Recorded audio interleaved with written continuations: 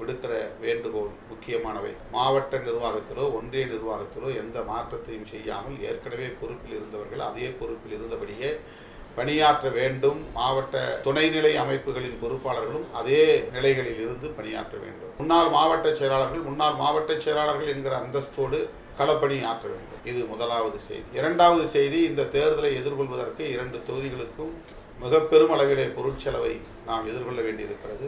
அதனை எதிர்கொள்வதற்கு எப்போதும் போல் நீங்கள் தேர்தல் நிதியை திரட்டி தர வேண்டும்.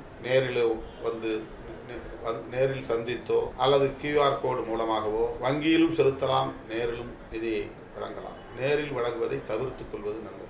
எவ்வளவு தூரம் இதை டிஜிட்டலை பயன்படுத்தி வங்கி மூலமாக செலுத்த முடியுமோ அந்த அளவுக்கு வங்கி மூலமாக இந்த 1714 என்று முடிகிற எண்ணில் உள்ள யூனியன் பேங்க் ஆஃப் இந்தியா வங்கி கணக்கில் பழைய மாநாட்டுக்கு பயன்படுத்தி அதே QR கோட் பயன்படுத்தி நீங்கள் கொஞ்சம் கொஞ்சமாக அதில் எவ்வளவு பணம் செலுத்தி கொண்டே இருக்கலாம். அதற்கான ரசீதுகளை நீங்கள் பெற்று வைத்து எம்மிடத்திலே அதை ஒப்படைக்கலாம். ஆகவே இரண்டாவது செய்தி தேர்தல் நிதி. மூன்றாவது செய்தி, விழுப்புரம் சிதம்பரம் மாவட்டங்களில் மேலிட பொறுப்பாளர்கள், ஒருங்கிணைப்பாளர்கள், பகுதி வாரியாக பொறுப்பாளர்கள் என்று மாநில பொறுப்பாளர்கள், மாவட்ட பொறுப்பாளர்கள், மண்டல பொறுப்பாளர்கள், நாடாளுமன்ற தொகுதி பொறுப்பாளர்கள் எல்லோரையும் நீங்கள் அதில் பணிக்கு பயன்படுத்த வேண்டும்.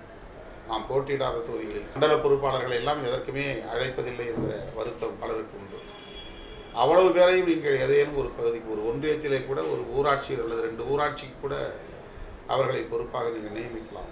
யாரையும் விட்டுவிடக்கூடாது. வேண்டியவர் வேண்டாதவர் என்கிற அணுகுமுறையே கூடாது. எல்லோரையும் தேர்தல் பணியில் ஈடுபடுத்த வேண்டும். அப்போதுதான் தேர்தல் பணி என்றால் என்ன என்பதை அவர்களால் உணர்ந்து கொள்ள முடியும். திராவிட முன்னேற்ற கழகத்தோடு இணைந்து பணியாற்றுகிற போது அவர்கள் எப்படி வேலை செய்கிறார்கள் என்பதை கற்றுக்கொள்ள முடியும். எனவே மூன்றாவது கோரிக்கை, தேர்தல் பணிகளில் அனைவரையும் ஈடுபடுத்த வேண்டும். இந்த 3 செய்திகளை இன்றைக்கு நான் உங்களோடு பகிர்ந்து கொள்கிறேன். மீண்டும் நாளை நான் நேரலையில் உங்களோடு இணைவேன் என்பதை தெரிவித்துக் கொள்கிறேன்.